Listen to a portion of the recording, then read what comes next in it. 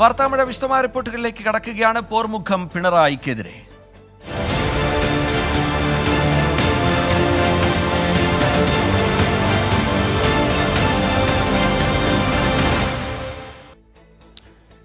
ആഭ്യന്തര വകുപ്പിന്റെ വീഴ്ചകളിൽ മുഖ്യമന്ത്രി പിണറായി വിജയനെ പ്രതിക്കൂട്ടിലാക്കി PV അൻവർ MLA. മുഖ്യമന്ത്രിയെ മറയ്ക്കുള്ളിൽ നിർത്തി പൊളിറ്റിക്കൽ സെക്രട്ടറി P ശശിയും ADGP MR അജിത് കുമാറുമാണ് കാര്യങ്ങൾ നിയന്ത്രിക്കുന്നതെന്ന് നിലമ്പൂർ MLA 24നോട് പറഞ്ഞു. എല്ലാം ജനമറിയാൻ വേണ്ടിയാണ് താൻ പരസ്യമായി രംഗത്ത് വന്നതെന്നും PV അൻവർ തുറന്നടിച്ചു. കാണാം ഇന്നത്തെ ലീഡ് സ്റ്റോറി.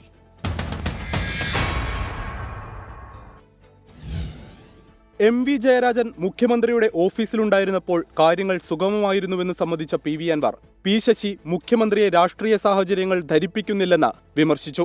അപ്പോൾ അദ്ദേഹത്തെ ഒരു മറക്കപ്പുറത്ത് നിർത്തിക്കൊണ്ട് ഒരു ബാരിക്കേഡ് സൃഷ്ടിച്ചുകൊണ്ടാണ് ഈ പറയുന്ന ഹോം ഡിപ്പാർട്ട്മെൻറ്റും പൊളിറ്റിക്കൽ സെക്രട്ടറിയും പ്രവർത്തിച്ചത് എന്ന് തന്നെയാണ് എൻ്റെ വിശ്വാസം, എൻ്റെ ബോധ്യം, എൻ്റെ അനുഭവം. പൊളിറ്റിക്കൽ സെക്രട്ടറി P ശശിക്ക് പോലീസിലെ ക്രിമിനൽ സംഘത്തെ നിയന്ത്രിക്കാൻ കഴിയുന്നില്ല. ഇത് മനഃപൂർവ്വമാണോ എന്ന് പാർട്ടി അന്വേഷിക്കണം. എന്തുകൊണ്ട് ഇതിനെ കൺട്രോൾ ചെയ്യാനും ഇതിനെ നിയന്ത്രിക്കാനും ഈ പൊളിറ്റിക്സ് അനലൈസ് ചെയ്യാനും കാര്യങ്ങൾ നോക്കിക്കാണാനും ഏൽപ്പിക്കപ്പെട്ട പാർട്ടിയുടെ ഉത്തരവാദിത്തമുള്ള സംസ്ഥാന കമ്മിറ്റി അംഗം കൂടിയായ പൊളിറ്റിക്കൽ സെക്രട്ടറിക്ക് ഇത് മനസ്സിലാകാതെ പോകുന്നു എന്നത് തന്നെയാണ് എൻ്റെയും ക്വസ്റ്റ്യൻ. ആ ക്വസ്റ്റ്യൻ ആൻസർ ചെയ്യേണ്ടത്, അത് പരിശോധിക്കേണ്ടത് പാർട്ടിയാണ്. എനിക്ക് പറയാനല്ലേ കഴിയൂ ആശ്മി, അതാണ് ഞാൻ പറഞ്ഞത്.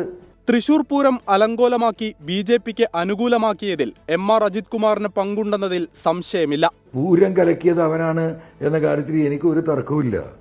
അത് അന്വേഷിക്കാൻ ഏത് പൊട്ടൻ അന്വേഷിച്ചാലും അത് കണ്ടെത്താൻ സാധിക്കും. പോലീസ് നടപടികൾ ഇടതുപക്ഷത്തിന്റെ 15 ലക്ഷത്തിലധികം വോട്ടുകൾ നഷ്ടപ്പെടുത്തി. തിരുത്തിയില്ലെങ്കിൽ പഞ്ചായത്ത് തെരഞ്ഞെടുപ്പിലും തിരിച്ചടിയുണ്ടാകും. ഒരു 15 ലക്ഷം വോട്ട് ഈ കഴിഞ്ഞ പാർലമെന്റ് തെരഞ്ഞെടുപ്പിൽ ഇടതുപക്ഷ ജനാധിപത്യ മുന്നണിയുടെ പെട്ടിയിൽ വരേണ്ട വോട്ട് ഈ പോലീസിംഗ് കൊണ്ട് മാത്രം നഷ്ടപ്പെട്ടിട്ടുണ്ട് എന്ന് പൂർണ്ണമായി വിശ്വസിക്കുന്ന ആളാണ്. അടിത്തറയിൽ ചെറിയൊരു ഇളക്കം വന്ന ഈ പാർട്ടിയുടെ അടിത്തറ ഉറപ്പിക്കാനും മനസ്സ് വേദനിക്കുന്ന താഴേക്കടയിലെ പ്രവർത്തകരുടെ മനസ്സിന് ഊർജ്ജം നൽകാനും മാറി നിൽക്കുന്ന പ്രവർത്തകരെ തിരിച്ചെത്തിക്കാനും വിട്ടുപോയിക്കൊണ്ടിരിക്കുന്ന അനുഭാവി വൃന്ദത്തെ തിരിച്ചു കൊണ്ടുവരാനും ഒക്കെ ശേഷിയുള്ള പാർട്ടിയുടെ നേതൃത്വം കേരളത്തിലുണ്ട്.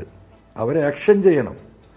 ആ ആക്ഷനിലേക്ക് കടന്നാൽ താഴേക്കടയിൽ പാർട്ടി പ്രവർത്തകർ അനുഭവിക്കുന്ന ഈ പ്രയാസങ്ങൾ മുഴുവൻ മാറി വരുന്ന ത്രിതല പഞ്ചായത്ത് തെരഞ്ഞെടുപ്പിൽ കേരളത്തിലെ ചരിത്രത്തിലെ ഏറ്റവും വലിയ നേട്ടം ഇടതുപക്ഷ ജനാധിപത്യ മുന്നണിക്ക് ഉണ്ടാക്കാൻ കഴിയും.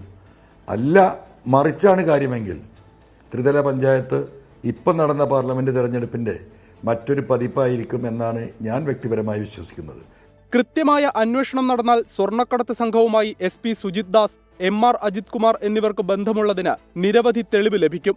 താഴെത്തട്ടിലുള്ള പ്രവർത്തകരുടെ വികാരം അറിഞ്ഞിരുന്നുവെങ്കിൽ മുഖ്യമന്ത്രി നേരത്തെ ഇടപെട്ടേനെ എന്നാണ് അൻവറിന്റെ ന്യായീകരണം. പ്രത്യക്ഷത്തിൽ ന്യായീകരിക്കാനാണ് ശ്രമിച്ചതെങ്കിലും ഫലത്തിൽ ആഭ്യന്തര വകുപ്പ് കൈകാര്യം ചെയ്യുന്ന മുഖ്യമന്ത്രി പിണറായി വിജയന്റെ വീഴ്ചയിലേക്കാണ് അൻവർ വിരൽ ചൂണ്ടുന്നത്. ക്രമസമാധാന ചുമതലയുള്ള ADGP-യായി MR അജിത് കുമാർ തുടരുന്നത് എന്തുകൊണ്ട് എന്ന ചോദ്യത്തിന് ഉത്തരം പറയേണ്ടത് താനല്ലെന്ന PV അൻവറിന്റെ വാക്കുകളിൽ അതൃപ്തി വ്യക്തം.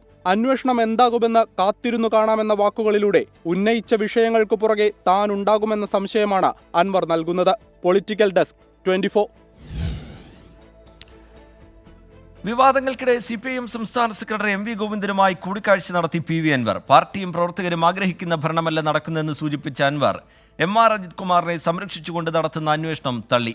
P ശശിക്കെതിരായ പരാതിയിൽ ഇടപെടൽ ഉണ്ടാകുമെന്ന പാർട്ടിയുടെ ഉറപ്പുകൂടി നേടിയാണ് അൻവറിന്റെ ഇന്നത്തെ നീക്കം. ഇന്നലെ മുഖ്യമന്ത്രിയെ കണ്ട ശേഷം മയപ്പെട്ട PV അൻവർ ഇന്ന് CPM സംസ്ഥാന സെക്രട്ടറിയുമായുള്ള കൂടിക്കാഴ്ചയ്ക്ക് ശേഷം വീണ്ടും സ്വരം കടുപ്പിച്ചു. SP സുജിത് ദാസിൽ തുടങ്ങി MR അജിത് കുമാറിനെയും P ശശിയെയും ലക്ഷ്യമിട്ട വിമർശനങ്ങൾ ഇന്ന് ഒരു പടി കൂടി കടന്നു. മുഖ്യമന്ത്രിയെ ആ കസേരയിൽ ഇരുത്തുന്നത് പാർട്ടിയല്ലേ എന്ന PV അൻവർ. സർക്കാരിനെയും CPM-നെയും തകർക്കാൻ ആഭ്യന്തര വകുപ്പിൽ ഒരു ലോബി പ്രവർത്തിക്കുന്നുണ്ട്.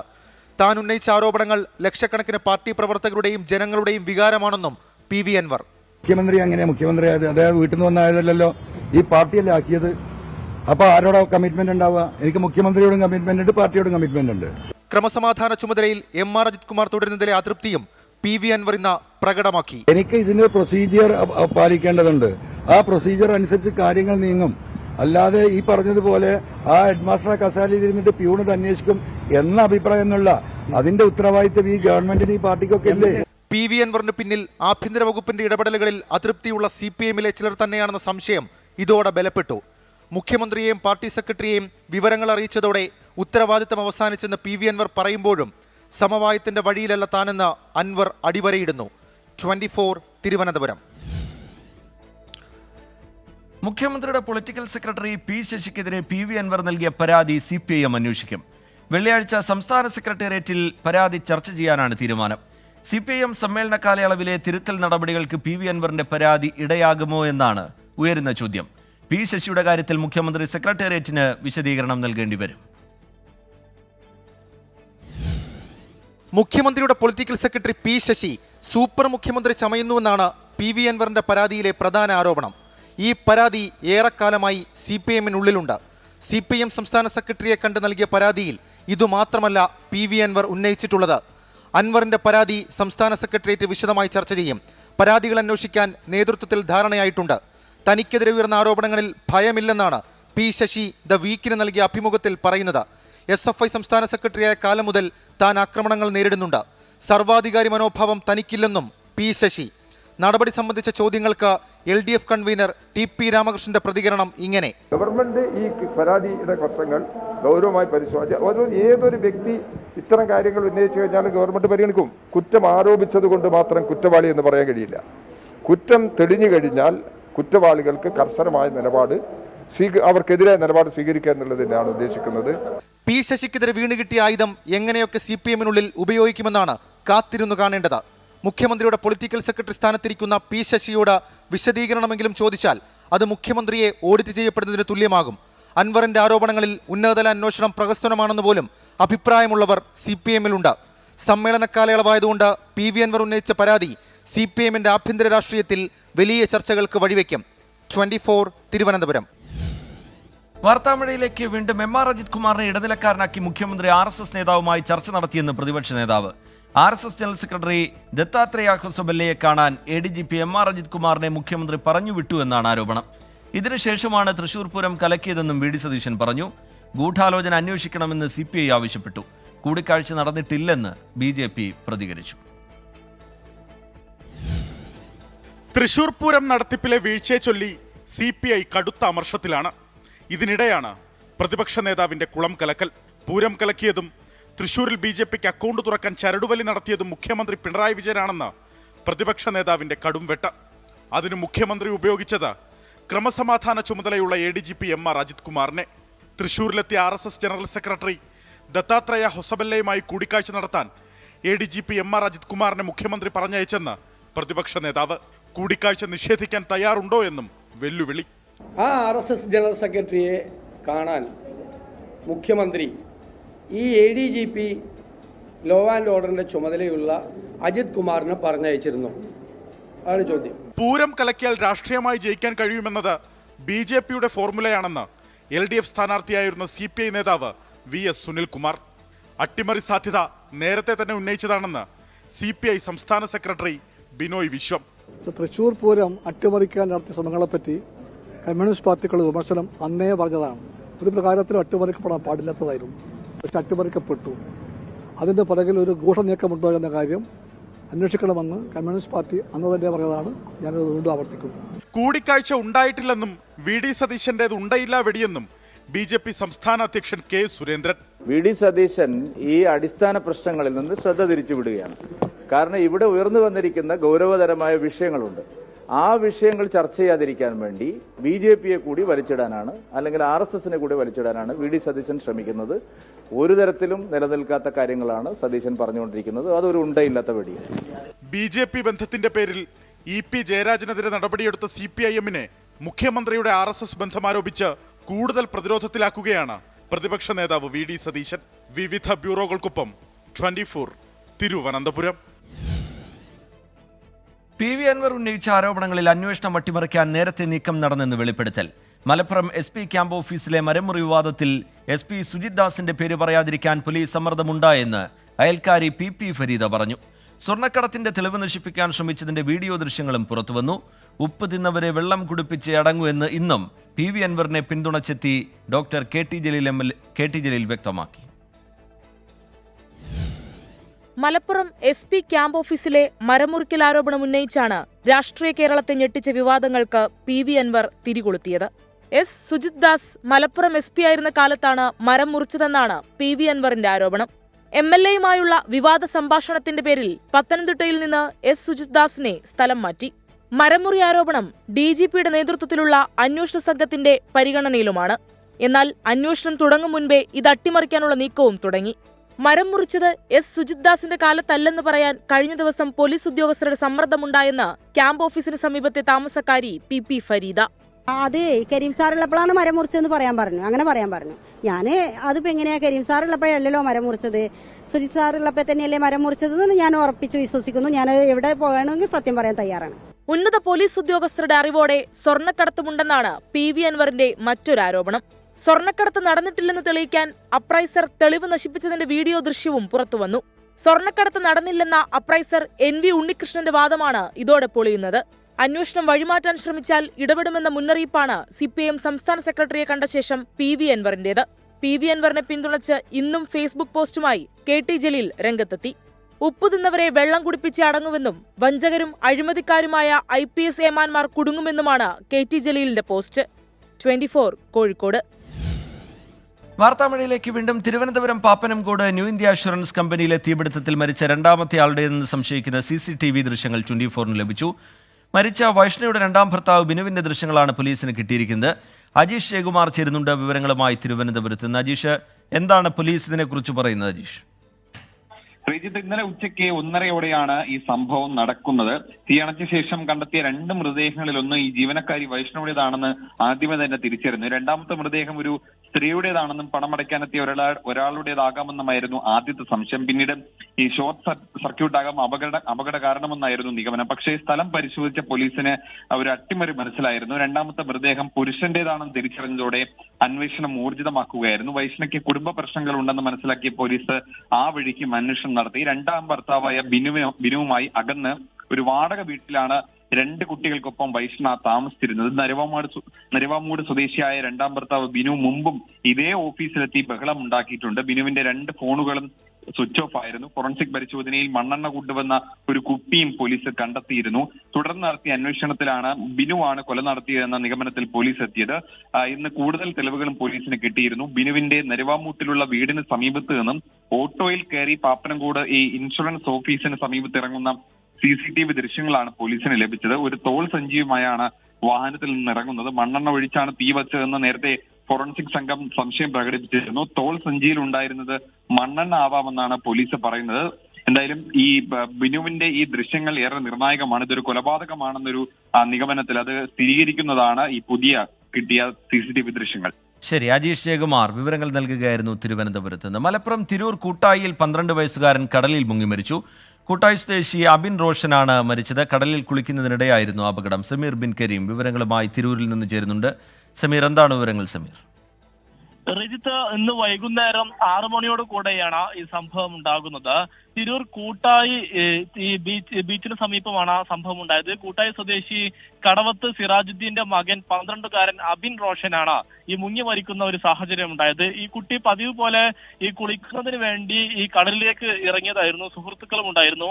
അത് വളരെ പെട്ടെന്ന് തന്നെ കുട്ടി അപകടത്തിൽപ്പെടുകയും മുങ്ങിപ്പോകുകയാണ് ഉണ്ടായത് എന്നുള്ളതാണ് ഈ മറ്റുള്ള നാട്ടുകാർ പറയുന്നത്. ഇതിന് പിന്നാലെ അവിടെ ഓടിക്കൂടിയ നാട്ടുകാർ അതിവേഗത്തിൽ തന്നെ കുട്ടിയെ എടുത്ത് തിരൂർ ജില്ലാ ആശുപത്രിയിൽ എത്തിച്ചെങ്കിലും ജീവരക്ഷിക്കാനായില്ല എന്നുള്ളതാണ്.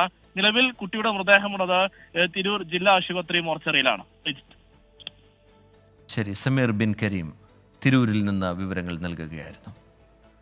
പരാതിക്കാരിയെ അറിയില്ലെന്ന നിവിൻ പോളിയുടെ വിശദീകരണം പൂർണ്ണമായി മുഖവിലക്കെടുക്കാതെ പ്രത്യേക അന്വേഷണ സംഘം. എന്നാൽ ഉടൻ അറസ്റ്റ് വേണ്ട എന്നാണ് തീരുമാനം. നിവിൻ പോളിക്കെതിരെ മുമ്പ് നൽകിയ പരാതിയിൽ കേസെടുക്കാത്തത് എന്തുകൊണ്ടെന്നും അന്വേഷിക്കും. പശ്ചിമബംഗാൾ നടിയുടെ പരാതിയിൽ സംവിധായകൻ രഞ്ജിത്തിന്റെ മുൻകൂർ ജാമ്യാപേക്ഷ ഹൈക്കോടതി തീർപ്പാക്കി. മയക്കുമരുന്ന് നൽകി ലൈംഗികമായി ഉപദ്രവിച്ചെന്ന യുവതിയുടെ പരാതിയിൽ നിവിൻ പോളിക്കെതിരെ കേസെടുത്തെങ്കിലും അറസ്റ്റ് ഉടൻ വേണ്ടെന്നാണ് അന്വേഷണ സംഘത്തിന്റെ തീരുമാനം. പരാതിക്കാരി നേരത്തെ പോലീസ് സ്റ്റേഷനിലെത്തിയപ്പോൾ കേസ് രജിസ്റ്റർ ചെയ്യാത്തത് എന്തുകൊണ്ടാണെന്നും അന്വേഷണ സംഘം പരിശോധിക്കും. ഊന്നുകൽ സിഐയുടെ മൊഴിയും പ്രത്യേക സംഘം രേഖപ്പെടുത്തും.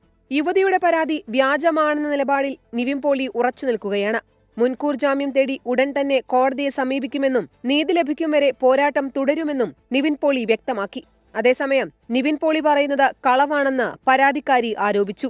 AK സുനിലാണ് ഫസ്റ്റ് അഡ്ജസ്റ്റ്മെന്റിൽ ചാൻസ് വേണമെങ്കിൽ നമുക്ക് ഒരു നല്ല റോൾ കിട്ടണമെങ്കിൽ നമ്മൾ അഡ്ജസ്റ്റ്മെന്റിന് തയ്യാറാവണമെന്ന് പറഞ്ഞത്.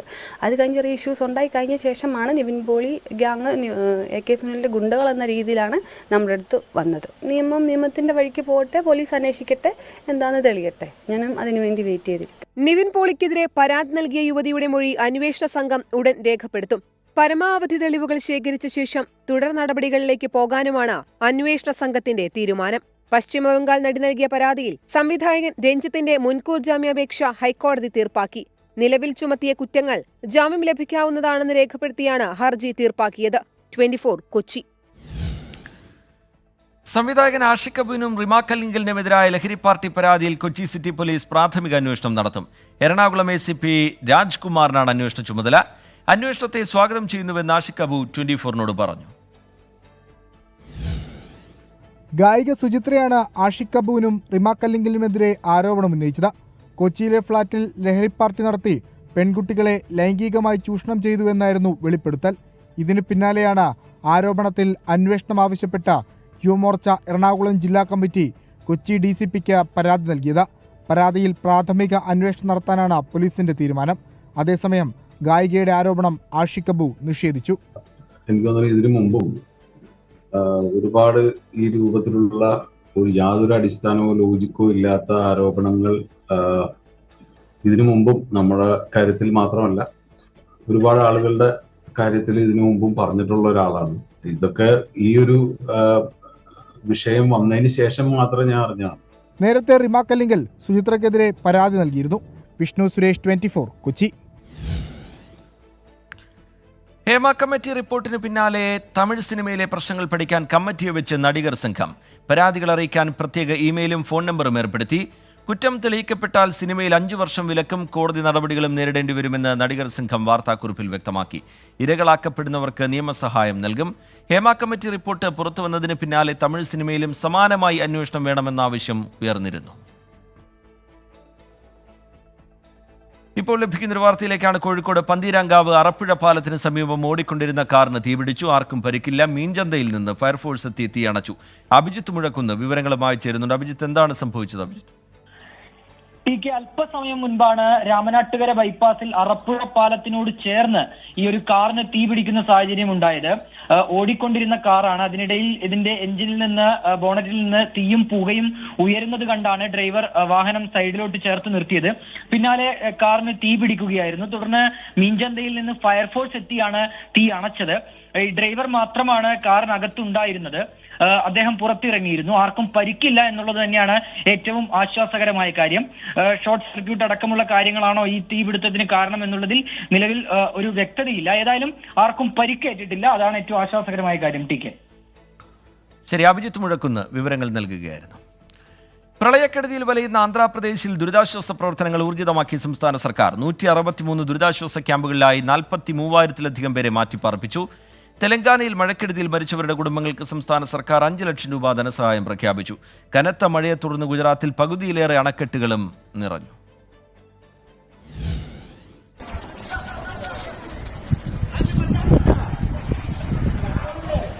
ജീവിതം തിരികെ പിടിക്കുകയാണ് പ്രളയജലത്തിൽ മുങ്ങിയ ആന്ധ്രാപ്രദേശിലെ ജനത. കുഞ്ഞിനെ പെട്ടിയിലാക്കി രക്ഷാപ്രവർത്തകർ നീങ്ങുന്ന കാഴ്ച വിജയവാഡയിൽ നിന്നാണ്. മഴയുടെ ശക്തി കുറഞ്ഞതോടെ ആന്ധ്രയിൽ ദുരിതാശ്വാസ പ്രവർത്തനങ്ങൾക്ക് വേഗം കൂടിയിട്ടുണ്ട്. ആന്ധ്രയിലാകെ 197 മെഡിക്കൽ ക്യാമ്പുകളും ആരംഭിച്ചു. മധ്യപ്രദേശ് ഉപമുഖ്യമന്ത്രി പവൻ കല്യാണിന്റെ അധ്യക്ഷതയിൽ വിജയവാഡയിൽ അവലോകന യോഗം ചേർന്നു. ദുരിതാശ്വാസ പ്രവർത്തനങ്ങൾക്കായി കേന്ദ്ര സർക്കാർ അടിയന്തര സഹായം ഉറപ്പാക്കണമെന്ന് യോഗത്തിന് ശേഷം അദ്ദേഹം ആവശ്യപ്പെട്ടു. Whatever help is needed, and central government under the leadership of Modi ji is doing their best. If any such situation arises and such kind of needs are there, definitely I think we don't even hurt us. I think they are constantly monitoring. I think central government would do whatever is needful for the state. തെലങ്കാനയിലെ 4 ജില്ലകളിൽ അടുത്ത 2 ദിവസം ശക്തമായ മഴയ്ക്ക് സാധ്യതയുണ്ടെന്നാണ് കാലാവസ്ഥാ കേന്ദ്രത്തിന്റെ മുന്നറിയിപ്പ്. ഗുജറാത്തിൽ ഇന്നും തീവ്രമഴ മുന്നറിയിപ്പുണ്ട്. തുടർച്ചയായി പെയ്യുന്ന മഴയിൽ സംസ്ഥാനത്തെ 115 ഡാമുകൾ പൂർണ്ണമായി നിറഞ്ഞു. രാജസ്ഥാൻ, പശ്ചിമ മധ്യപ്രദേശ് എന്നിവിടങ്ങളിലും തീവ്ര മഴ മുന്നറിയിപ്പുണ്ട്. 24 മുംബൈ. കണ്ണൂർ നഗരവാസികളെ ഭീതിയിലാക്കിയ പെരുമ്പാമ്പിനെ പിടികൂടി. കക്കാട് ഹൗസിംഗ് കോളനിക്ക് സമീപം മരത്തിലേക്ക് ഇഴഞ്ഞു കയറിയ പാമ്പിനെയാണ് 2 മണിക്കൂർ നീണ്ട സാഹസിക ദൗത്യത്തിനൊടുവിൽ പിടികൂടിയത്. കണ്ണൂർ കക്കാട് പുഴാതി ഹൗസിംഗ് കോളനിയിൽ 3 ദിവസം മുൻപാണ് പ്രദേശവാസികൾ പെരുമ്പാമ്പിനെ കണ്ടത്. ഇരയെ പിന്തുടർന്ന് പാമ്പ് കൂറ്റൻ മാവിന്റെ മുകളിലെത്തി. ഇരയെ അകത്താക്കിയതോടെ ചില്ലകളിൽ ചുറ്റിപ്പിണഞ്ഞ് സുഖനിദ്ര. ഇടയ്ക്ക് ചുരുളഴിച്ച് കൊമ്പുകളിലേക്ക്. ഒടുവിൽ 3-ാം ദിനം പാമ്പിനെ പിടിക്കാൻ ആളെത്തി. സന്നദ്ധ സംഘടനയായ മാർക്കിന്റെ പ്രവർത്തകർ സർവ്വസന്നാഹങ്ങളുമായി പാമ്പിനെ പിടിക്കാനിറങ്ങി. വള്ളിപ്പടർപ്പുകൾ നിറഞ്ഞ മരത്തിന്റെ മുകളിലേക്ക് 2 പേർ സാഹസികമായി കയറി. 2 മണിക്കൂറോളം നീണ്ട ശ്രമകരമായ ദൗത്യം. ഒടുവിൽ പാമ്പ് വഴങ്ങി. സഞ്ചിയിലാക്കി താഴെ ഇറക്കി. മേലെ മരത്തിന് മേലെ ചിലപ്പോൾ മരപ്പെട്ടിയോ ഒന്നും ഉണ്ടായിരുന്നു, ചിലപ്പോൾ അതിനെ പിടിക്കാൻ വേണ്ടി കയറിയതായിരിക്കും. പിന്നെ അത് ചിലപ്പോൾ കഴിച്ചിട്ടുണ്ടാവും. അതുകൊണ്ട് 2 ചിലപ്പോൾ പിന്നെ ആൾക്കാർ ഇതെല്ലാം താഴെ ഇറങ്ങുന്നില്ല. അത് ഒരു 1-1.5 മണിക്കൂറോളം കഷ്ടപ്പെട്ടിട്ട് സാഹസികമായിട്ട് തന്നെ ഇത് കിട്ടിയത്. പിന്നെ മരത്തിൻ്റെ മേലെ വെള്ളിക്കാടും ഇതെല്ലാം ഉള്ളതുകൊണ്ട് ഒരുപാട് കഷ്ടപ്പെട്ടായിരുന്നു. നഗരമധ്യത്തിലെ ആശങ്കയ്ക്കും കൗതുകത്തിനുമൊടുവിൽ ശുഭസമാപ്തി. പാമ്പിനെ വനമേഖലയിൽ തുറന്നുവിടും. 24 കണ്ണൂർ. ഇതോടെ വാർത്താമഴ പൂർത്തിയാവുകയാണ്.